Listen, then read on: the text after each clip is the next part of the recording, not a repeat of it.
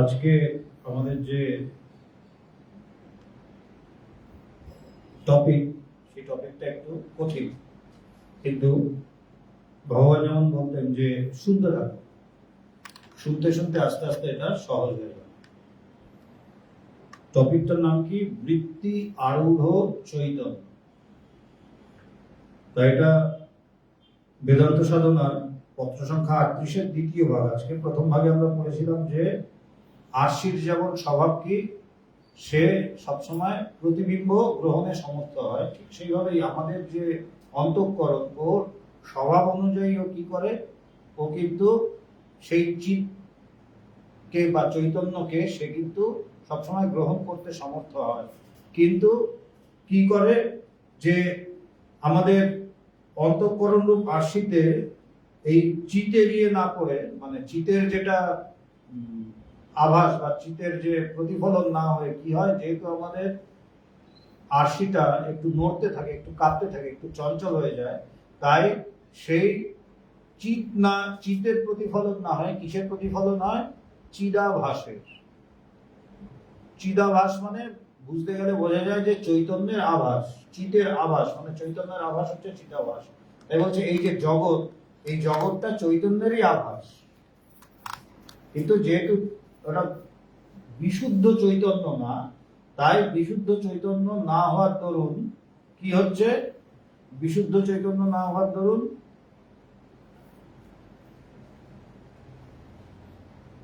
এই চৈতন্যের জায়গায় জগতের প্রতিফলন আসছে,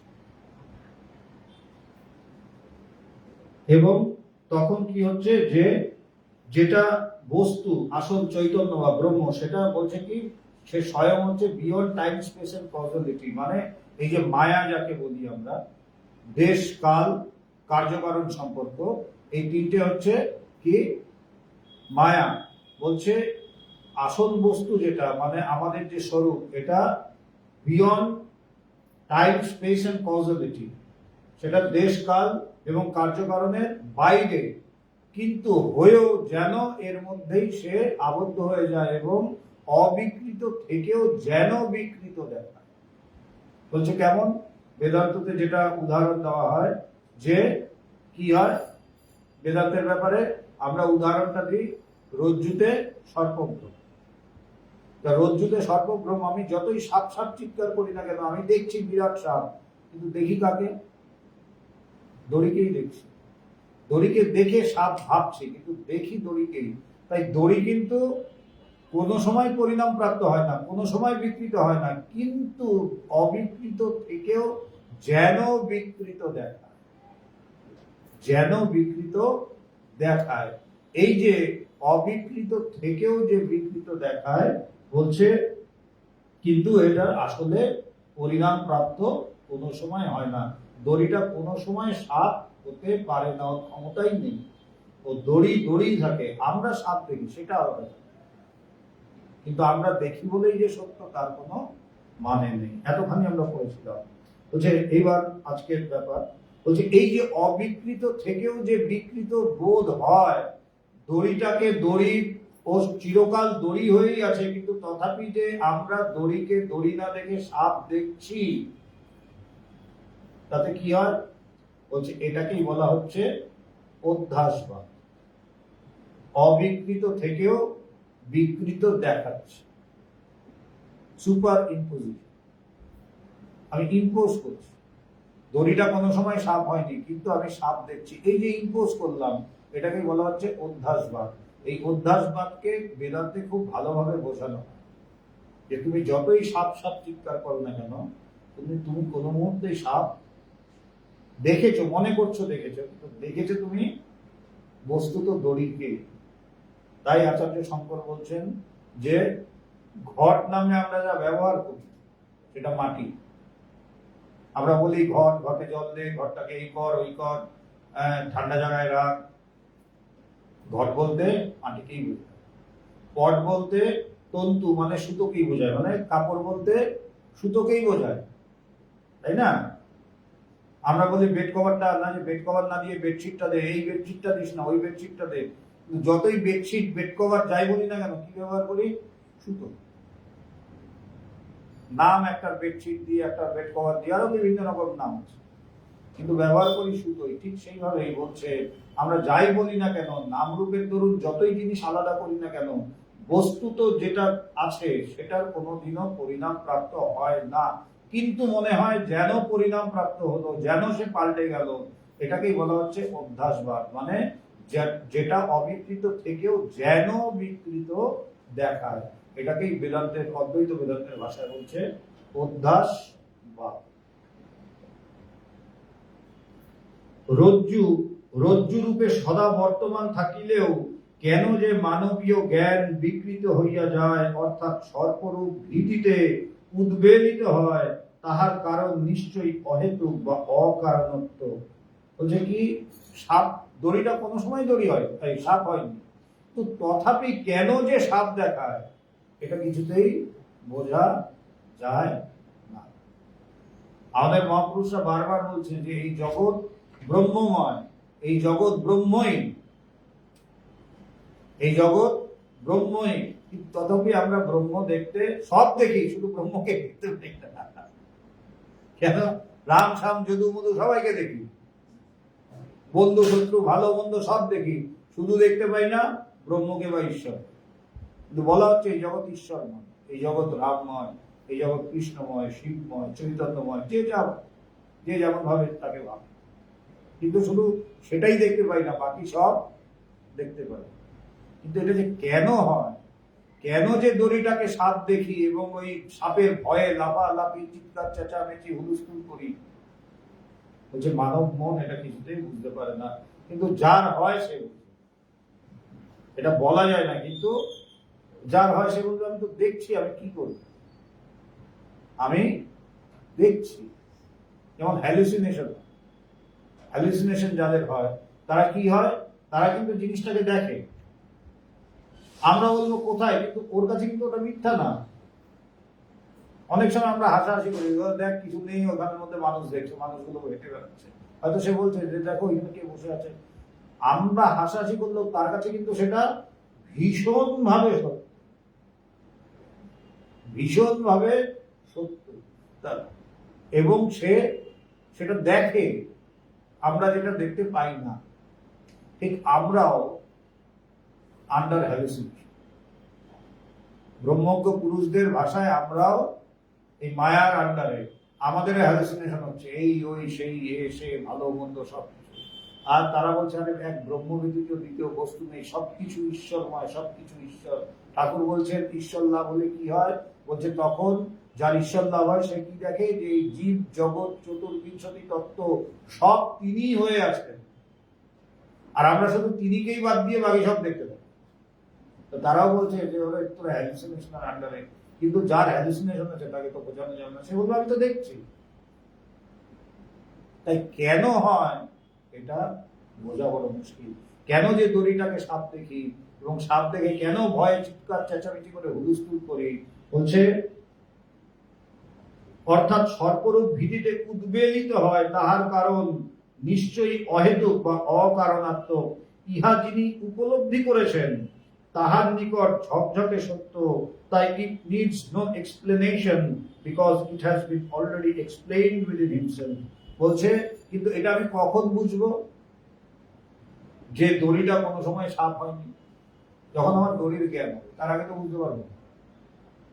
তার আগে হাজার এসে বলুক আরে এটা দড়ি, না না সাপ দেখা যাচ্ছে, কণা তুলে ছোল মারতে আসছে, আপনি বললে হবে। তারপরে যখন দেখে নিলাম সাপ, তখন হো করে নিজের উপরেই হাসতে হবে। তাই ওটাকে কেন দড়িটাকে সাপ আমি দেখলাম, কিন্তু এটা কখন বুঝবো, যখন আমি দড়ি দেখেছি।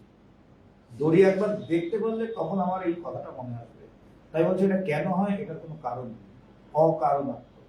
এবং এটা যে দেখেছে, যে সত্যটাকে জেনেছে, সে সেই সত্যটাকে জানে বা বুঝতে পারে, কিন্তু সে বোঝাতে পারে। তাই আমরা যখন গুরুর কাছে যাই তখন কি হয়, গুরু বোঝানোর চেষ্টা করে তুই মুক্ত হই। আমরা না না আপনি তো বিরাট মহাপুরুষ, আপনার তো আলাদা ব্যাপার, কিন্তু আমরা তো স্বাভাবিক, আমরা সাধারণ সাংসারিক জীব, বদ্ধ জীব, এই সেই। সে কিছুতেই বোঝাতে পারে না যে তুই মুক্তই রে বাবা, তুই যা বলছিস, ওই যে ভূত দেখছিস, ভূতটা নেই, ভূতটা কোনো সময়ই নেই, কিন্তু মুশকিল হচ্ছে আমি তো দেখছি। ভগবান একটা দারুণ উদাহরণ দিতে বলছে, একটা বাচ্চা তার বাবার সাথে হাত ধরে যাচ্ছে, যেতে যেতে একটা জঙ্গলের মধ্যে দিয়ে যেতে হচ্ছে। তো হঠাৎ ছেলেটা দেখছে যে কি একটা আওয়াজ হলো, ও ধমকে দাঁড়িয়েছে, বলছে বাবা ভূত। বাবা বলছে না রে বাবু ভূত নেই। বলছে না না, ওই যে ওই দিকে দেখো ওখানে ভূত আছে, আমি দেখলাম অন্ধকার জায়গায় জঙ্গলের মধ্যে, বাস ঝড়টার আছে, ঝোপ টোপ আছে। বলছে না বাবু ভূত নেই। বলছে না না বাবা, আমি যাবোই না, ওই যে ভূত, আমি দেখেছি ভূত। বাবা অনেক করে বোঝাচ্ছে, কিছুতেই বোঝাতে পারে না ছেলেকে যে ভূত ভূত নেই। ছেলে বলছে ভূত আছে। তখন বাবা বললো ওই যে যে হ্যাঁ দেখেছি দেখেছি, দাঁড়া দাঁড়া দাঁড়া, এই তো দেখতে পেয়েছি, তুই দাঁড়া, তুই একদম ভয় করবি না, হ্যাঁ আমি আছি। হ্যাঁ বাবা। বলছে দাঁড়া, আমি এটাকে মেরে আসছি। বলে সে এখানে যায়, কিছু খড় কুটো পাতা টাতা জোগাড় করে সেটাকে বাঁধে, বেঁধে সে দেশলাই দিয়ে সেটাকে জ্বালিয়ে দেয়। জ্বালিয়ে দিয়ে দেখা হলে এই দেখ এটাকে জ্বালিয়ে দিলাম। আর তখন ছেলে কি আনন্দে হাততালি, কি বাবা ভূত মেরে ফেলছে। তখন সে বাবার সাথে আনন্দে লাফাতে লাফাতে সেই রাস্তা দিয়ে চলে, কিন্তু আদৌ ভূত কোনো সময়ই ছিল না। কিন্তু ওর কল্পনাতে যে ভূত বসে গেছে, তখন কি করে, যে গুরু সেও একটা কাল্পনিক বন্ধনের সৃষ্টি করে, সেও কাল্পনিক বন্ধন সৃষ্টি করে। কাল্পনিক বন্ধন সৃষ্টি করে কি দেখায়, এই যে দেখো তোমাকে বন্ধন থেকে মুক্ত হতে। কেন, সে যতই বলুক তুমি কোনো মুহূর্তেই, তোমাকে কেউ কোনো সময় বাঁধেনি। আর বলো না না, আপনি জানেন না, আপনি তো বিরাট মহাপুরুষ, হ্যাঁ আমরা কি আর আপনার মতো হতে পারি। কেন, এই কথাগুলো শুনে শুনে আমরা বড় হয়েছি, তাই এই কথাগুলোই আমাদের ভালো লাগে। তাই তখন ওই বাবার মতো কি দেখাচ্ছে, যে এই দেখ ভূত, এই দেখ আমি ভূতকে মেরে ফেললাম। তখন ছেলে কি আনন্দ, কেন বাবা ভূত মেরে ফেলেছে। তখন লাফাতে লাফাতে বাবার সাথে হাত ধরে লাফাতে লাফাতে ওই রাস্তা দিয়েই আনন্দে নির্ভয়ে যাচ্ছে, কেন ভূতকে মেরে ফেলা হয়েছে। তাই এটা যে কেন হয় কেউ জানে, কিন্তু যে সত্যটাকে জেনেছে সে জানে যে ভূত কোনো সময় কোনো কালেই ছিল। একটু সূক্ষ্ম চিন্তায় যদি আমরা আসিতে পারি, যে আরশিটাকে অগ্রে স্বীকার না করিয়া যেমন প্রতিবিম্ব সূর্যের অস্তিত্বের অগ্রাধিকার দেওয়া হাস্যকর, তেমনি স্বচ্ছ অন্তঃকরণ প্রথমেই স্বীকার। কি বলছে, খুব ভালো মতো ঢুকতে হবে। তাই বললাম আজকে ক্লাসটা এই চিঠিটা বিশেষ করে, এবং শেষের দিকে যখন যাবো, কিন্তু খুব ইন্টারেস্টিং, ধরতে পারলে খুব ইন্টারেস্টিং। বলছে একটু সূক্ষ্ম চিন্তায় যদি আমরা আসিতে পারি, মানে চিন্তাটা সূক্ষ্ম হচ্ছে, তা যত সূক্ষ্ম হবে তত কঠিন একটু হবে, তাই না? স্থূল জিনিস সহজ হবে, সূক্ষ্ম জিনিস কঠিন হবে, কিছু করার। তা বলছে একটু সূক্ষ্ম চিন্তায় যদি আমরা আসিতে পারি, যে আরশিটাকে অগ্রে স্বীকার না করিয়া যেমন প্রতিবিম্ব সূর্যের অস্তিত্বের অগ্রাধিকার দেওয়া হাস্যকর, তেমনি স্বচ্ছ অন্তঃকরণ সর্বপ্রথমেই স্বীকার। বলছে যেমন আয়নার মধ্যে সূর্যের প্রতিবিম্ব ঘটছে, তা সূর্যের প্রতিবিম্বটা আমরা দেখছি, সূর্যের প্রতিবিম্বটা দেখে আমাদের ভালো লাগছে, কিন্তু সূর্যের প্রতিবিম্বর আগে, তাকে স্বীকার করার আগে আমাকে আরেকটা জিনিস স্বীকার করতে হবে প্রথমে, তাকে আয়নাটা। আয়নাটা না থাকলে, আরশি যদি না থাকে, সেখানে সূর্যের প্রতিবিম্ব থাকতে পারে না। তাই প্রতিবিম্ব যখন আছে তখন আরশিটাও আছে। তাই অগ্রাধিকারও, কেন আরশির উপরে সূর্যের প্রতিবিম্ব হচ্ছে। আমি যদি বলি প্রতিবিম্বটাই আসল, বলছে না আরশিটাও আছে, আরশিটা না থাকলে প্রতিবিম্ব হতে পারে না।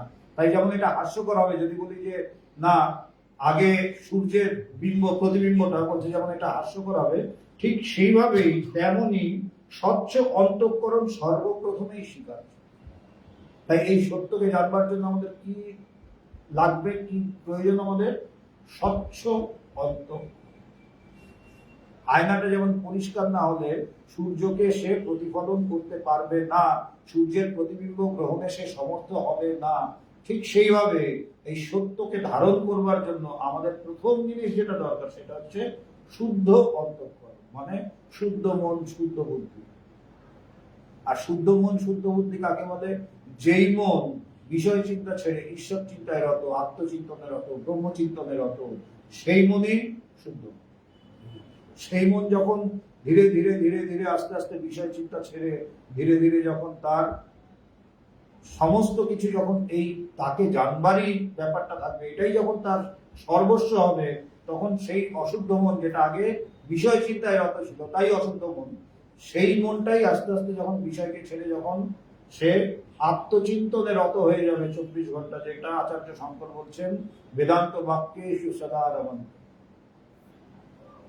ঠাকুর এই কথাটাই সহজভাবে বললেন যে কি সদা সর্বদা মন ঈশ্বরে দেওয়া, তখনই সেই মন শুদ্ধ মন নামে পরিগণিত। এই অশুদ্ধ মনটাই শুদ্ধ মন হয়ে গেল। তাই বলছে শুদ্ধ অন্তঃকরণ প্রথম শিকার। ঈশ্বরকে জানতে গেলে বা সত্যকে ধারণ করতে গেলে প্রথম জিনিস কি দরকার? শুদ্ধ অন্তঃকরণ, যার মধ্যে তার প্রতিফলন হবে। আর শুদ্ধ অন্তঃকরণ মানে যখন আমার মন সারাক্ষণই আত্মচিন্তন ব্রহ্মচিন্তনে রত থাকবে, যখন আমার মন তাকে জানবার জন্য উন্মুখ হয়ে থাকবে, উদ্গ্রীব হয়ে থাকবে, সেই মন হচ্ছে শুদ্ধ মন। এখন অন্তঃকরণ কি বস্তু বলছে, এবার বলছে বুঝলাম অন্তঃকরণ, কিন্তু অন্তঃকরণ মানেটা কি?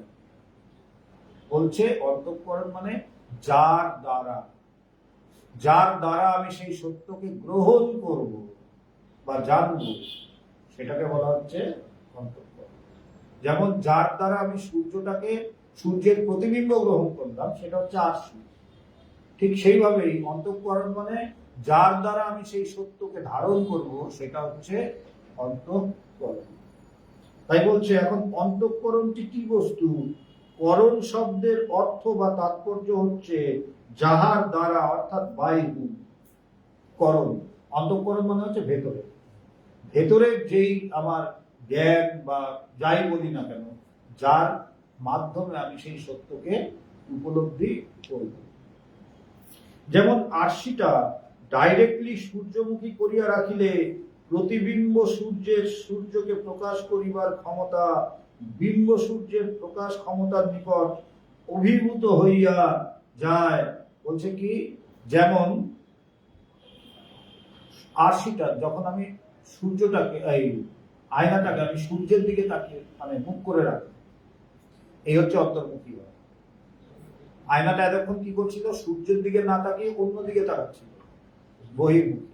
তাই সে সূর্যকে গ্রহণ করতে পারছিল না, সূর্যের প্রতিবিম্ব তার মধ্যে পড়ছিল না, অন্য জিনিসের প্রতিবিম্ব পড়ছিল।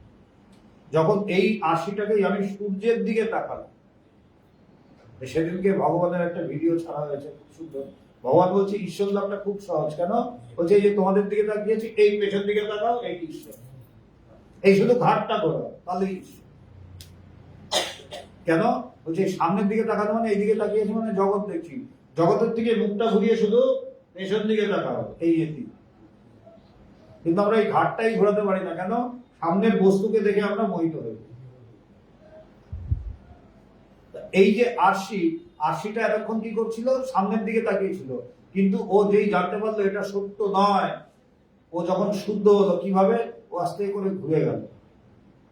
আমার মন ধীরে করে জগতের থেকে, জগৎকে ছেড়ে, বহির্মুখীনতা ছেড়ে সে অন্তর্মুখী হলো। তাই এই যে আরশি সূর্যের দিকে তাকানো, এটাই হচ্ছে অন্তর্মুখী। এটা হচ্ছে প্রথম তৈরি। এটাকেই বলা হচ্ছে মুমুক্ষুত্ব, যে আমি জানতে চাই তাকে, এবং আমি শুরু করলাম, ঘাড় ঘোরানো শুরু করলাম। একদিনেই তো ঘাড় ঘোরানো যায় না, এবং এতদিনে ঘাট না ঘোরাতে ঘাটটা শক্ত হয়ে গেছে।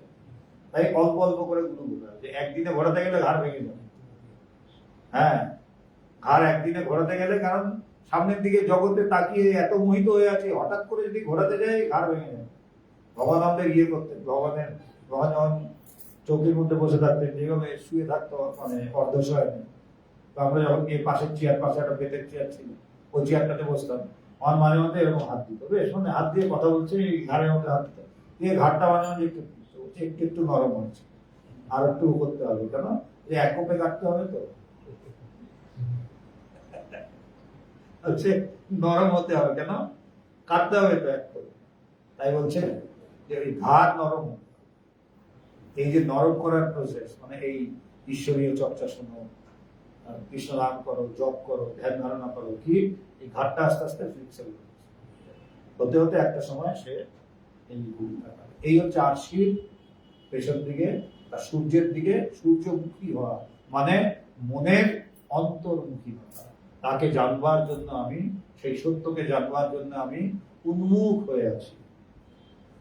যেমন আরশিটা ডাইরেক্টলি সূর্যমুখ করিয়া রাখিলে প্রতিবিম্ব সূর্যের সূর্যকে প্রকাশ করিবার ক্ষমতা বিম্ব সূর্যের প্রকাশ ক্ষমতার নিকট অভিভূত হইয়া যায়। এখন যখন আরশিটা যেই সূর্যের দিকে তাকালো, সূর্যের দিকে যেই মুখ করলো, তখন কি হলো, ওর মধ্যে সত্য সূর্যের প্রতিবিম্বটা পড়লো।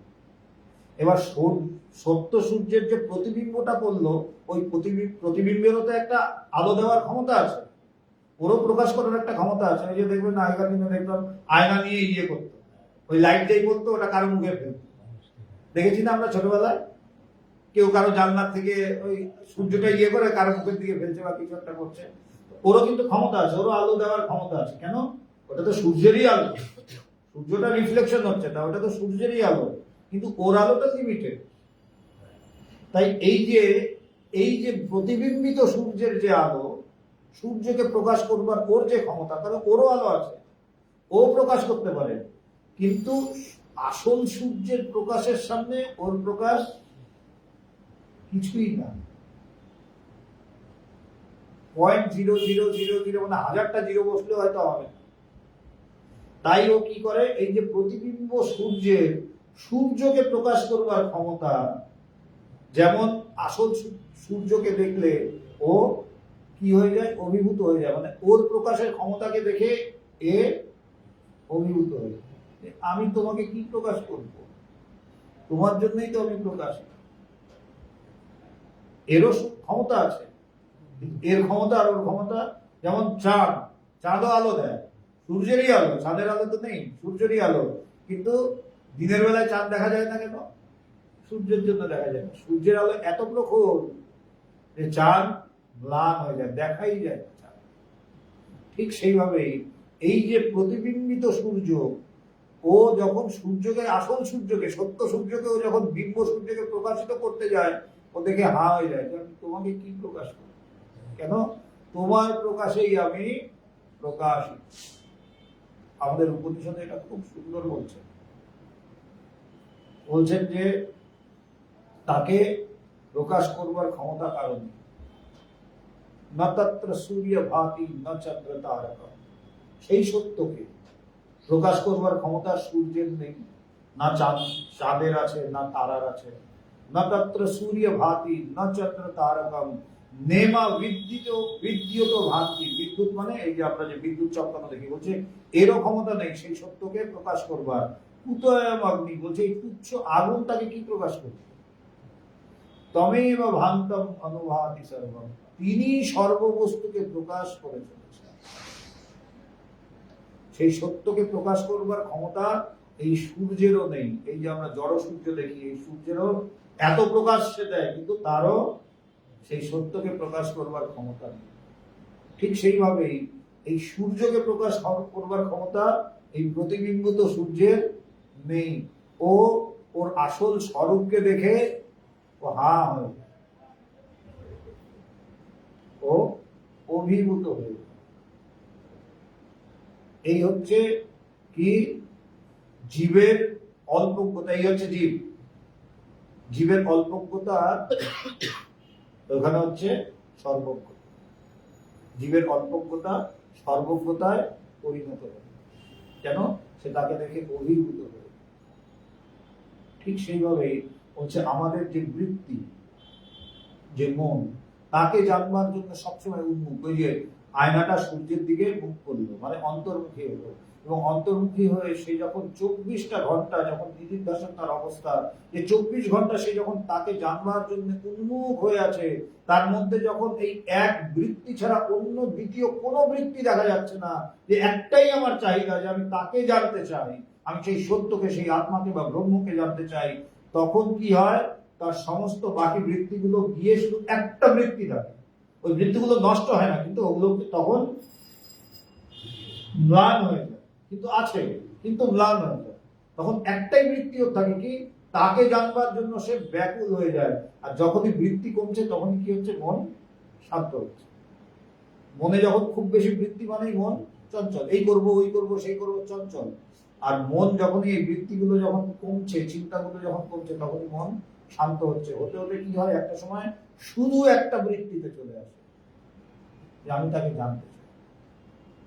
এবং তখন একটা সময় আসে যখন অন্যান্য বৃত্তিগুলো শান্ত হয়ে শুধু ওই একটা বৃত্তি প্রবল হয়ে থাকে, কি তাকে জানবার জন্য সে উন্মুখ হয়ে থাকে। ওই আয়নাটা সূর্যের দিকে আস্তে করে ঘুরিয়ে দিল, তখন কি হয়, ওই যে সত্য বা ব্রহ্ম বা চৈতন্য, সেই চৈতন্য কি করে, এই যে একটা বৃত্তি, এই বৃত্তির উপর সেই চৈতন্যের, কেন এই বৃত্তিটা তখন কি হলো, শান্ত হয়ে গেল, বাকি বৃত্তি নেই। তো বৃত্তি যেই শেষ, একটা বৃত্তি আছে শুধু তাকে জানবার, অটোমেটিক্যালি মন কি হলো, শান্ত হলো। যেই মন শান্ত হলো, মানে এতক্ষণ আয়নাটা 80টা নড়ছিল, তাই তার প্রতিফলন নড়ছিল, দেখা যাচ্ছিল না, কিন্তু এবার সে থামতে থামতে একদম থেমে গেল। যেই থেমে গেল, সাথে সাথে কি হলো, সেই সূর্যের যখন পুরো আলোটা সূর্যটাকে দেখা গেল, ঠিক সেইভাবেই মন যখন ধীরে ধীরে ধীরে ধীরে সূক্ষ্মাতে সূক্ষ্ম হতে হতে হতে হতে যখন সে একদম তাকে জানবার জন্য উন্মুখ, তার তখন আর দ্বিতীয় কোনো চাহিদা নেই, মন যখন তার ধীরে ধীরে ধীরে ধীরে স্থির হয়ে গেল, শুধু আমি তাকে জানতে চাই বাস, তখন সেই শান্ত মনে ওই যে একটা বৃত্তি তাকে জানবার, সেই বৃত্তিটার উপর সেই চৈতন্যের প্রতিফলনটা,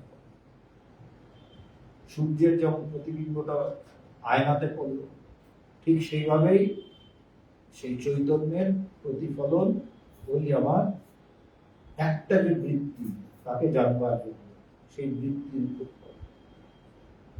তখন কি হলো, সেই বৃত্তিটা চৈতন্যের রূপ নিয়ে সে কেন ওর উপর পুরো প্রতিফলনটা করেছে, টোটাল চৈতন্যের প্রতিফলনটা ওই একটা বৃত্তির উপর পড়েছে। এটাকেই বলা হয় বৃত্তি আরূঢ় চৈতন্য। আরূঢ় মানে ঘোড়ার উপর যেমন ওঠে, ওটাকে বলা আরূঢ় হওয়া, ঘোড়ার উপর চেপে বসলো, ঠিক সেইভাবেই এই চৈতন্য ওই একটা বৃত্তির উপর চেপে বসলো, পুরোটাকে সে, তার মধ্যে তখন সে পুরোটাই চৈতন্য।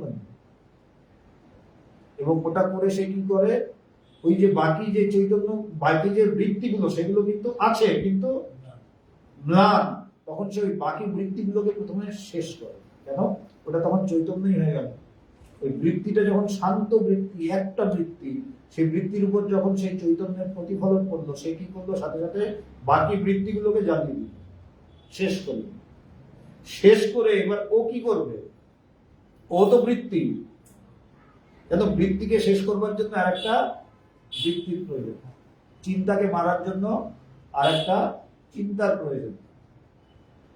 তাই যখন বাকি সব বৃত্তিগুলোকেও শেষ করলো, তখন ওরও আর নিজের কোনো কাজ, তখন সে ওই যে চৈতন্য, ওই চৈতন্যকে দেখে অভিভূত হয়ে তার সাথে। কিন্তু এইটা, এই যে সময় নিয়ে বললাম, এই সময় লাগে না, এটা এইভাবে হয় জাস্ট এক মুহূর্তে না। যেই সেই বৃত্তির উপর সেই চৈতন্য আরূঢ় হলো, যখন এটাকে ব্রহ্মকারা বৃত্তি বলছে, ব্রহ্মাকারা বৃত্তি মানে ব্রহ্মের আকারে আকারিত হয়ে গেল, সেটা আর ব্রহ্ম একই জিনিস। তাই সে কি করলো, অজ্ঞানটাকে পুরো নাশ করলো, ওই যে বাকি বৃত্তিগুলোকে, অজ্ঞানটাকে নাশ করে সে কি করবে, যেটা ঠাকুর খুব সুন্দরভাবে বোঝাচ্ছেন, যে পায়ে একটা কাঁটা ফুটলে আমরা আর একটা কাঁটা নিয়ে খুঁচিয়ে খুঁচিয়ে ওই কাঁটাটাকে উঠাই, উঠিয়ে তারপরে কাঁটাটাকে কি করবো, যেটা আমি নিয়েছি ওটাকে আবার পায়ে ঢুকিয়ে দেবো, ওটাকে ফেলে দেবো। ঠিক সেইভাবে এই বৃত্তিটার কাজ কিসের জন্য ছিল, বাকি বৃত্তিগুলোকে শেষ করার জন্য। যে বাকি বৃত্তিগুলো শেষ হলো, অজ্ঞানকে নাশ করলো, তখন জ্ঞানেরও আর কোনো, জ্ঞানের কতক্ষণ প্রয়োজন, যতক্ষণ অজ্ঞান আছে। যখন অজ্ঞান শেষ, তখন জ্ঞানেরও কোনো প্রয়োজন নেই, তখন সে তার স্বরূপের সাথে মিলেমিশে একাকার। এর নাম হচ্ছে বিজ্ঞান। তাই বলছে জ্ঞান থাকলে অজ্ঞান আছে। জ্ঞানের প্রয়োজনটা কখন হয়? অজ্ঞান। যখন অজ্ঞান চলে গেল, জ্ঞানেরও আর কোনো প্রয়োজন থাকলো না। তখন সে তার স্বরূপের সাথে ওই যে বিম্ব সূর্য, সত্য সূর্যকে দেখে অভিভূত হয়ে তার সাথে মিলেমিশে একাকার। ওই যে কেমন, ওই যে ছোটবেলায় ছেলের সাথে মায়ের বিচ্ছেদ হয়ে গেছিল মেলাতে, হারিয়ে যায় অনেক সময়, বহু বছর পর 20-25 বছর পর দেখা হলো এবং বুঝতে পারলো এই আমার ছেলে, আর ছেলেও বুঝলো এই আমার মা। তখন কি হয়? কথা হয়? তখন কি এসে বলে কিরে কেমন আছি, কিভাবে বলে? তখন শুধু জড়িয়ে ধরে, দুজন দুজনকে জড়িয়ে ধরে কাঁদছে, কোনো কথা নেই। তখন কিন্তু কোনো কথা নেই, কোথায় ছিলি এতদিন, কি করলি, কোনো কথা নেই। তখন শুধু দুজন দুজনকে জড়িয়ে ধরে কাঁদছে। ঠিক সেইভাবেই এই চরম বৃত্তি, বা এটাকেই চরম বৃত্তি বলে, বা ব্রহ্মকারা বৃত্তি বলে, বা বৃত্তি আরূঢ় চৈতন্য বলে। এই বৃত্তি আরূঢ় চৈতন্য বাকি বৃত্তিগুলোকে বা অজ্ঞানতাকে নাশ করে, সেও তার আর কোনো কাজ থাকে না। এই জ্ঞানের কাজ ততক্ষণই যতক্ষণ অজ্ঞান আছে। অজ্ঞানকে শেষ করে নিজেও নিজের স্বরূপে মিশিয়ে যায়। এটাই হচ্ছে জীবের অল্পজ্ঞতা সর্বজ্ঞতায় চেঞ্জ হয়ে যায়। তাই সমাধির আগে যে যায়, যে থাকে, সে হচ্ছে জীব। সমাধির পর যে উঠে এলো, সে আর জীব থাকে না, সে শিব। কেন? তার সমস্ত বৃত্তি নাশ হয়ে গেছে। কিন্তু এটা হচ্ছে চরম নির্বিকল্প সমাধির কথা। তাই বলা হচ্ছে বিজ্ঞান, জ্ঞান না, বিজ্ঞান। তাই যখন মানে ঠাকুর বলছেন যে রামচন্দ্রকে জিজ্ঞাসা করছে লক্ষণ যে রাম কাঁদছে কেন, ওই বশিষ্ঠ মুনি কাঁদছে কেন? বলছে ভাই, যতক্ষণ জ্ঞান আছে ততক্ষণ অজ্ঞান আছে। যতক্ষণ জ্ঞানের বোধ আছে অজ্ঞানেরও বোধ আছে। যতক্ষণ ভালোর বোধ আছে ততক্ষণ মন্দেরও বোধ আছে। কিন্তু এই জ্ঞান আর অজ্ঞানকে ছাড়িয়ে গেলে তখন হচ্ছে বিজ্ঞান। এই জ্ঞান ততক্ষণই আমার প্রয়োজন যতক্ষণ আমার অজ্ঞান আছে। যখন অজ্ঞান শেষ হয়ে গেল, তখন জ্ঞানেরও আর কোনো প্রয়োজন, সে তখন তার স্বরূপে মিশে গেল। নুনের পুতুল সমুদ্রে মিশে গেল। যেমন আরশিটা ডাইরেক্টলি সূর্যমুখ করিয়া রাখিলে প্রতিবিম্ব সূর্যকে প্রকাশ করিবার ক্ষমতা বিম্ব সূর্যের প্রকাশ ক্ষমতার নিকট অভিভূত হইয়া যায়। দুজনেই প্রকাশ করতে পারে। প্রতিবিম্বিত সূর্য প্রকাশ করে, আবার বিম্ব সূর্য মানে সত্য সূর্য সেও প্রকাশ করে, কিন্তু দুজনের প্রকাশের কোনো তুলনাই হয় না। তাই ও তার স্বরূপকে দেখে হা হয়ে থাকে। ইহাই জীবের অল্পজ্ঞতা সর্বজ্ঞতাতে অভিভূত হইয়া বা নুনের পুতুল সমুদ্র মাপার অবস্থা। নুনের পুতুল, ঠাকুরের কথা, যে নুনের পুতুল একবার তার খুব ইচ্ছা হলে যে সমুদ্র মাপবে। সমুদ্র কতটা কবি, সে যেই মাপতে গেল সাথে সাথে কি হলো, বলছে মিলেমিশে একাকার হয়ে গেল। যেই মিলেমিশে একাকার হয়ে গেল, তখন ঠাকুর বলছেন তখন আর খপর কে দেবে? তখন খবর কে দেবে? কেন? ঠাকুরের ভাষায় যে খবর দেবে সেই তো নেই। তাই বলছে যখন আমি তাকে দেখলাম, যখন আমি মানে আমার সেই ওই যে চরম বৃত্তিটা, ব্রহ্মকারা বৃত্তি, যখন সে বাকি জ্ঞান বাকি অজ্ঞানকে নাশ করে দিয়ে যখন সে তার দিকে তাকালো, সে হা হয়ে তার মধ্যেই হারিয়ে গেল। ওই মায়ের ছেলের সাথে মিলন, তখন কথা নেই, তখন শুধু জড়িয়ে ধরে দুই চোখ দিয়ে জল পড়া, তখন তখন কথা হবে। সমুদ্র, এবার কথা হচ্ছে ঠাকুর যে উদাহরণটা দিলেন খুব দারুণ। তো যে উদাহরণটা কি দিলেন? নুনের পুতুল সমুদ্র মাপতে গেছে। আচ্ছা, নুনের পুতুল কেন বললো? লোহার পুতুল বা কাঠের পুতুল বললো না কেন? নুনের সোর্স হচ্ছে কি? সমুদ্র। সোর্সে গেছে, সোর্সে গেলেই মিলেমিশে। তাই যখনই আমি আমার সোর্সকে দেখব, তাই প্রতিবিম্বিত সূর্য কার দিকে তাকিয়েছিল? বিম্ব সূর্য, সোর্সের দিকে। নুনটা এসছে কোথা থেকে? নুনের পুতুলটা সমুদ্রের থেকে এসছে, তাই যেই সে সোর্সে গেল সে আর নিজেকে ধরে রাখতে পারলো না, ডাইলুট করতে পারলো। ঠিক সেইভাবেই যখনই আমি সেই আত্মা বা ব্রহ্মের আমি যখন দর্শন হবে, বা দর্শন তো সেইভাবে হয় না, আমি যখন তাকে বোধ করবো তখন আর আমার এই যে বৃত্তি বা আমার এই চিন্তা বা আমার এই যে মন, সে আর নিজেকে ধরে রাখতে পারে না। কেন? সে তার সোর্সের খবর পেয়ে গেছে, তখন সে তার মধ্যে মিলেমিশে একাকার। কিন্তু এই যে মিলেমিশে একাকার, এটাই বা কে বলবে? এইগুলো কথা বলার জন্য বলা হয়, ওই যে যা হয় সেটা বোঝা যায়, বলা যায়। সমুদ্র লবণেরই ডাইলুটেড বা সর্বব্যাপ্ত অবস্থা, এবং লবণের পুতুল তাহারই এক স্থানের কনডেন্সড ফর্ম। সমুদ্রটা হচ্ছে সেই লবণেরই ডাইলুটেড অবস্থা, বিশাল একটি, আর তার সামনে নুনের পুতুল হচ্ছে ছোট্ট একটা কনডেন্সড লিমিটেড ফর্ম। লিমিট আনলিমিটেডে যেই করলো শেষ। ঠিক সেইভাবেই যখনই আমার এই লিমিটেড মন তার সোর্সে যায় আনলিমিটেড, এই মন হারিয়ে যায়। তাই বলছে সেখানে মনের প্রবেশ নেই। প্রবেশ নেই মানে সে হারিয়ে যায়, সে যেতে গিয়ে হারিয়ে যায়, নিজেকে ধরে রাখতে পারে না। সমুদ্র লবণেরই ডাইলুটেড বা সর্বব্যাপ্ত অবস্থা, এবং লবণের পুতুল তাহারই এক স্থানের কনডেন্স ফর্ম, ক্ষুদ্র ফর্ম তাহার ইনফাইনাইট ফর্মে বলে যাওয়া। এটা প্রকৃতির নিয়ম, যে যখনই ক্ষুদ্র এবং তার বৃহৎ রূপ সামনাসামনি আসবে, তখন ক্ষুদ্রটা বৃহতের মধ্যে মিশে যাবে, সে ধরে রাখতে পারে না, মিশে যাবে। তাই লবণ ফাইনাইট ফর্ম, সে যেই ইনফাইনাইটের মধ্যে পড়লো সে মিলেমিশে একাকার। ক্ষুদ্র ফর্ম তাহার ইনফাইনাইট ফর্মে বলে যাওয়া। লবণ জাতীয় না হইলে, অর্থাৎ এক জাতীয় না হইলে অভিন্ন হওয়ার প্রসঙ্গই নাই। এক জাতীয় হতে হবে। লবণ আর লবণের পুতুল, যেখান থেকে লবণ আসছে আর এদিকে লবণের পুতুল, এই এক জাতীয় জিনিস। কেন? এক জাতীয় না হলে অভিন্ন হওয়ার কোনো প্রশ্নই আসে না। তাই আমাদের অন্তঃকরণ তাকে দেখে অভিভূত হয়ে একাকার হয়ে যায়। তাহলে আমাদের অন্তঃকরণটা কিসের? এই চৈতন্য। কেন? চৈতন্য না হয় যদি অন্য কিছু হতো, তাহলে সে কোনোদিনই চৈতন্যের সাথে মিলেমিশে একাকার হয়ে যেত।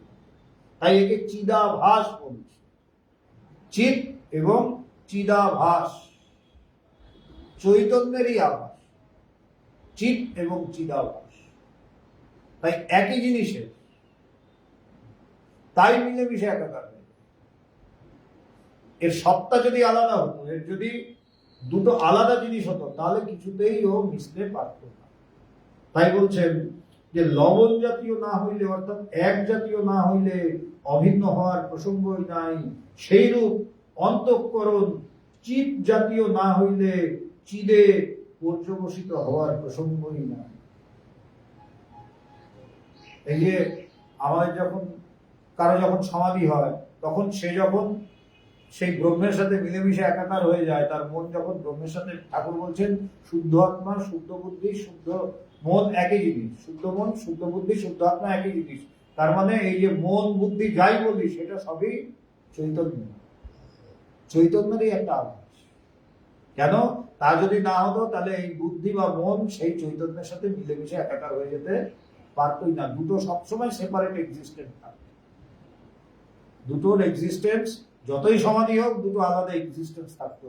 কিন্তু সমাধি হলে, সমাধি মানে সেই জায়গার সমাধি, নির্বিকল্প সমাধির কথা যেখানে বলা হচ্ছে, সেখানে যখন যাওয়া হয় তখন মন বা বুদ্ধি কিছুতেই নিজেকে ধরে রাখতে পারে না, সে তার সাথে মিলেমিশে একাকার হয়ে যায়।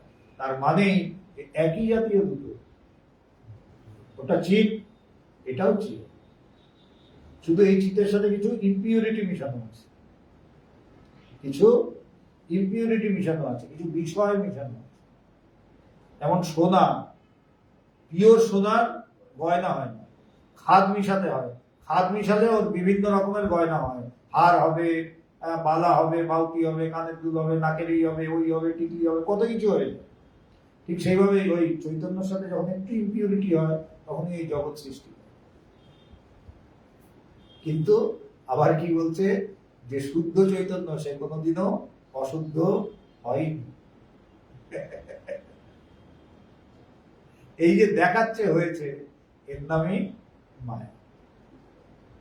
এটাকে বলা হচ্ছে অধ্যাস করা, বিবর্ত। বিকৃত হয়নি, তথাপি বিকৃত দেখাচ্ছে। এবং বলছে এই যে আমাদের মন, আমাদের বুদ্ধি, আমাদের চিত্ত, আমাদের অহংকার, সবই সেই চৈতন্য, চৈতন্যের আভাস। তাই চৈতন্যর সামনে গেলে সে আর নিজেকে ধরে রাখতে পারে না, সে তার সাথে মিলেমিশে থাকে। সেইরূপ অন্তঃকরণ চিৎ জাতীয় না হইলে চিদে পর্যবসিত হওয়ার প্রসঙ্গই নাই। চিতই অহং। এই যে চিত মানে চৈতন্য, এটাই হচ্ছে অহং। এই অহংটা হচ্ছে বিশুদ্ধ, এটাই আমি, এটাই আমার স্বরূপ, যেটা বিশুদ্ধ অহং। তো হচ্ছে চিতই অহং, আবার অহংকারও অহং। আবার আমরা যে অহংকার আমরা বলি, জানিস তো ওর খুব অহংকার, ওটাও তো অহং। আবার এটাও অহং, বিশুদ্ধ চৈতন্য যেটা সেটা হচ্ছে অহং, বিশুদ্ধ অহং যেটা। আবার অহংকারটাও অহং। তাই বলছে এই অহংটি কার? এই যে দ্বিতীয়টাতে যে অহংকার বলি, যে এই অহংটা কার অহং? এই যে বলছো অহংকার, ওর খুব অহংকার আছে, এই অহংটা কার? এটাকে খুঁজতে গেলেই বিশুদ্ধ অহংয়ে পৌঁছে যেত। কেন? তারই আভাস। যদি আমি প্রতিবিম্বিত সূর্যটার দিকে তাকাই, তাকিয়ে যদি ভালো মতন দেখি, আমি তাহলে মুখটা আমার কোথায় ফিরে যাবে? সত্য সূর্যের দিকে চলে যাবে। যে প্রতিবিম্বটা কোথার দিকে পড়ছে, যেই ঘাড় ঘুরে তাকাবো, সত্য সূর্যকে দেখে। তাই এই যে প্রতিবিম্বিত সূর্য মানে এই অহংকার, ওই অহংয়েরই প্রতিফলন, সেই ব্রহ্মেরই প্রতিফলন, সেই অহংয়েরই প্রতিফলন। তাই বলছে এই চৈতন্য, বিশুদ্ধ চৈতন্য হচ্ছে অহং, আবার অহংকার অহং। তা বলছে এই যে দ্বিতীয় অহংকার যেটা, এই অহংটা কার? এই অহংটি কার? ইহাই জানা বা জ্ঞাতব্য বিষয় বা গুরু বা শাস্ত্রের উপদেশ। বলছে ওই অহংটা তুমি জানো না, বিশুদ্ধ অহং আমরা জানি না, কিন্তু অহংকারটা তো জানি, প্রত্যেকেই জানি। আমরা বলি ঠিকই আমার না একদম অহংকার নেই, পৃথিবীতে কারোই নাকি অহংকার নেই, তো হয়ে গেল। যাকেই জিজ্ঞাসা করবে আমার একদম অহংকার নেই, কারোই অহংকার নেই না, এটা হচ্ছে সবচেয়ে বড় মিথ্যা কথা। অহংকার যদি কারো না থাকে সে ব্রহ্ম হয়ে গেল। কিন্তু আমরা বলি আমার একদম অহংকার নেই। বলছে অহংকারটা আমরা বুঝি, বিশুদ্ধ অহং না বুঝি, চৈতন্য না বুঝি, কিন্তু অহংকারটা তো বুঝি। গুরু ধরিয়ে দিচ্ছে এই যে তোমার যে অহংকার, এটা কার অহং? কার অহং? এটাকে খোঁজো, তাকে খোঁজো, যার অহংকার তাকে খোঁজো, যার অহংকার তাকে খোঁজো। খুঁজতে গেলে কি দেখবো? প্রতিবিম্বকে যদি ঠিক মতন ধরতে পারি, আস্তে আস্তে কোথায় পৌঁছে যাব? বিম্ব সূত্রে পৌঁছে। তাই বলছে মায়ার দিকে ভালোভাবে তাকালে ব্রহ্মকে দেখে ফেলবে। কেন? মায়া ব্রহ্মকে ইঙ্গিত করছে, তার থেকেই তো আসা। বলছে আমরা যদি, ভগবানের একটা খুব সুন্দর কথা, ভগবান বলছে প্রত্যেকটা ঢেউ সমুদ্রকে ইঙ্গিত করে, তাই না? কেন? ঢেউটা উঠছে কোথা থেকে? সমুদ্র থেকে। পড়ছে কোথায়? সমুদ্রই পড়ছে। তো সবসময় সমুদ্র। ভালো মতন ঢেউ দেখতে গেলেই সমুদ্রই দেখে দেবে। ঠিক সেইভাবেই এই অহংকারটাকে খুঁজতে গেলে ঠিকভাবে, মানে আমরা কোনোটাই ঠিকভাবে করি না। মানে এই যে বলছি মায়া, মায়াটাকে যদি ঠিক মতন বুঝতে যেতাম তাহলে কিন্তু পৌঁছে যেতাম। মানে আমাদের সবই হচ্ছে খাবলা খাবলা, এটা একটু, এটা একটু, ওটা একটু। হ্যাঁ, তাই বলছে যদি ঠিক ঠিক ভাবে দেখতে পারতাম। তাই গুরু ধরিয়ে দিচ্ছে এই যে অহংকার বলছো, অহংকার কার? এটাকে খোঁজো, তাকে খোঁজো, যার অহংকার তাকে খোঁজো। খুঁজতে গেলে চৈতন্যে পৌঁছে। চিতি অহং, আবার অহংকার অহং। এই অহংটি কার? ইহাই জানা বা জ্ঞাতব্য বিষয় বা গুরু বা শাস্ত্রের উপদেশ না জানা বা অজ্ঞাত। এই যে আমি জানি না অহংকারটা কার, এটা আমি জানি না, গুরু ধরিয়ে দিল, খোঁজো অহংকারটা কার, খোঁজো। এই যে এতদিন জানতাম না, এই না জানার থেকে জানাটা শুরু হলো আমার। এটা গুরু ধরিয়ে দেয়। গুরু কিন্তু নতুন জিনিস দিচ্ছে না, কি সুন্দর আমাদের টেকনিকটা, মানে সে বিশ্লেষণটা করে দিচ্ছে, মানে সুতোটা ধরিয়ে দিচ্ছে, বলছে এবার সুতোর খেই ধরে ধরে এগোতে। সে কি করলো, সুতোটা ধরিয়ে দিল, এবার বললো এই সুতোটাকে ধরে ধরে এবার এগোতে থাকো। এটাকে বলে খেই ধরে ধরে এগানো, মানে একটু একটু করে এগোচ্ছে, করতে করতে করতে করতে সুতোটা যেখানের সাথে বাঁধা আছে সেই জায়গাটায় আমি পৌঁছে যাই। তাই গুরু বলছে ঠিক আছে, তুমি চৈতন্য চৈতন্য বুঝো না, ঈশ্বর বোঝো না, ঈশ্বরকে দেখোনি, ব্রহ্মকে দেখোনি, ভালো কথা, দরকার নেই। অহংকার তো বোঝো, এটা তো সবাই বোঝে। বেদান্তের এটাই একটা বিউটি, বেদান্ত এমন কোন জিনিসকে বিশ্লেষণ করে না যেটা মানে মাত্র কয়েকজন সাধক বা সাধিকা অনুভব করতে পারে। অহংকার প্রত্যেকেই অনুভব করে, এমন কেউ নেই যে অহংকার অনুভব করেনি। জাগ্রত স্বপ্ন সুষুপ্তি প্রত্যেকেই অনুভব করে। তাই ছোট্ট ছোট্ট জিনিসগুলো, আমাদের জীবনের ছোট্ট ছোট্ট দৈনন্দিন জিনিসগুলোকে, সেগুলোকেই বিশ্লেষণ করতে শুরু করছে। তাই গুরু বলছে অহংকার তো বোঝে, বলছে হ্যাঁ, বলছে এবার খোঁজো এই অহংটা কার। এই যে অহংকার অহংকার করছো, অহংটা কার। এই যে আমি করছো, কোনটা আমি, ধরিয়ে দিল। এবার তুমি চলা শুরু। এই হচ্ছে বিউটি বেদান্ত। তাই বলছে যে চিতি অহং, আবার অহংকার অহং, এই অহংটি কার, ইহাই জানা বা জ্ঞাতব্য বিষয়, বা গুরু বা শাস্ত্রের উপদেশ না জানা। এই যে আমি জানি না অহংটা কার, আমি জানি না, এবার শুরু করলাম গুরুর থেকে শুনে আমি শুরু করলাম জানা। না জানা বা অজ্ঞাত, জানা হয় বা জ্ঞাত হয়। শুরু করলাম কোথা থেকে, না জানার থেকে, শেষ করলাম কোথায়, জেনে। প্রসেসটা কি, যে এই যে বহির্মুখী মন ধীরে ধীরে ধীরে ধীরে অন্তর্মুখী হলো, এবং অন্তর্মুখী হতে হতে আমার যখন চিন্তাগুলো কমতে থাকলো, আমার মন যেমন যেমন চিন্তা কমছে তেমন তেমন আমার মন শান্ত হচ্ছে। যত চিন্তা তত অশান্ত, যত চিন্তা কম তত শান্ত হচ্ছে। হতে হতে একটা সময় গিয়ে আমি দেখছি আমার মধ্যে একটাই শুধু চিন্তা আসছে, আর দ্বিতীয় কোনো চিন্তা নেই, কি, তাকে জানবো। বাকি সমস্ত চিন্তা প্রশমিত বা একটু ম্লান হয়ে যায়, তখন একটাই শুধু চিন্তা থাকে, কি, তাকে জানতে হবে, তাকে জানতে হবে। মন তখন স্থির হয়ে থাকে যে শুধু তাকে জানবো বাস। এবং ওই যে স্থির মনে ওই যে একটা বৃত্তি তখনও থাকে, সেই বৃত্তিটার উপরেই সেই চৈতন্যের প্রতিফলন হয়। কেন, চৈতন্য প্রতি মুহূর্তেই সে প্রকাশ করছে, কিন্তু আমরা ধরতে পারি না, যেহেতু বিচলিত থাকে, যেহেতু আয়নাটা নড়তে থাকে, তাই সে সূর্যের প্রতিবিম্ব গ্রহণে সমর্থ হয় না। কিন্তু যেমন যেমন আয়নাটা স্থির হয় তেমন তেমন সে সূর্যের, সে বিম্ব সূর্যের প্রতিবিম্ব গ্রহণে সমর্থ হতে থাকে, এবং হতে হতে যখন সে একদম শান্ত হয়ে গেল, তার মধ্যে সেই বিম্ব সূর্য পূর্ণ মাত্রায় প্রতিফলিত হবে। ঠিক সেইভাবেই আমার মন যখন একেবারে শান্ত, শুধু ওই একটাই আমার মধ্যে বৃত্তি, সেই বৃত্তির মধ্যে সেই চৈতন্যের প্রতিফলন হয়, এবং সেটাই আমার বাকি অজ্ঞানতাকে নাশ করে। ওই জ্ঞান আমার বাকি অজ্ঞানতাকে নাশ করে, বা সেই চৈতন্য আমার বাকি অজ্ঞানতাকে নাশ করে, সে নিজেও তার সাথে, সেই সোর্সের সাথে মিলেমিশে একাকার হয়ে যায়। এই হচ্ছে প্রসেস। বহির্মুখীনতা থেকে আস্তে আস্তে ধীরে ধীরে অন্তর্মুখী হলাম, বহু চিন্তার থেকে এক চিন্তায় এলাম, বহু বৃত্তির থেকে এক বৃত্তিতে আসা হলো, এবং সেই বৃত্তি যখন একদম একমুখী হয়ে থাকলো, যে তাকে জানতে চাই, তখন সেই এক বৃত্তির উপরে সেই একটা মানে সিঙ্গেল বৃত্তি, এবং একই রকমের বৃত্তি, একটাই বৃত্তি যেটা নিদিধ্যাসনে হয়, হচ্ছে সেই বৃত্তির উপর কি হলো, সেই চৈতন্যের প্রকাশ হলো। এবং সেই চৈতন্য কি করলো, সেই বৃত্তি আরূঢ় চৈতন্য কি করলো, সে বাকি অজ্ঞানতা গুলোকে শেষ করলো, শেষ করে সে তার স্বরূপে মিলেমিশে একাকার। এই হচ্ছে বেদান্তের প্রসেস। না জানা বা অজ্ঞাত জানা হয় বা জ্ঞাত হয়, ইহাকেই বৃত্তি আরূঢ় চৈতন্য বলা হয় এবং চিরতরে অজ্ঞান নাশক হয়। এই অজ্ঞানকে নাশ করে।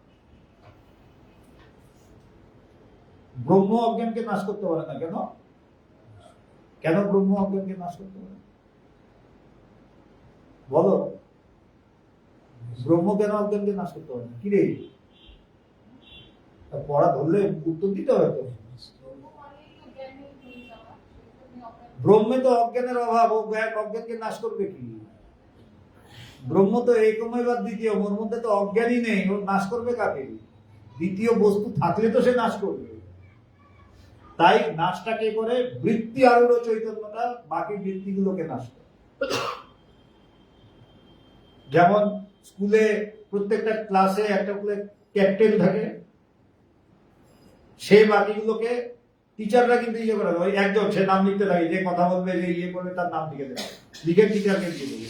তা ওই ওর মধ্যে থেকে একজনকে টিচাররা বেছে নেয়, এই তুই ক্যাপ্টেন, তুই কিন্তু দেখবি যেন ক্লাস শান্ত থাকে। এই বৃত্তি আরূঢ় চৈতন্য একটা বৃত্তিকে বেছে নেওয়া হলো কি, তুই বাকি বৃত্তিগুলোকে দেখবি যেন ওরা যেন লাফালাফি না করে, ওরা যেন লাফালাফি না করে। ওই বৃত্তি আরূঢ় চৈতন্য বাকি বৃত্তিগুলোকে শান্ত রাখে।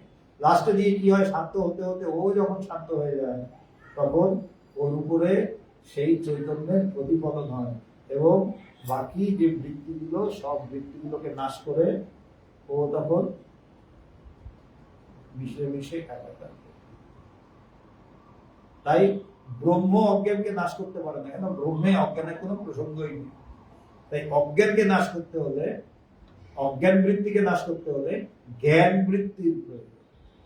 এই বৃত্তি আরূঢ় চৈতন্যই হচ্ছে সেই জ্ঞান বৃত্তি। তাই এটাকেই চরম বৃত্তি বলা হয় বা ব্রহ্মাকার বৃত্তি বলা হয়। ব্রহ্মের আকারে আকারিত বা বৃত্তি আরূঢ় চৈতন্য বলা হয়।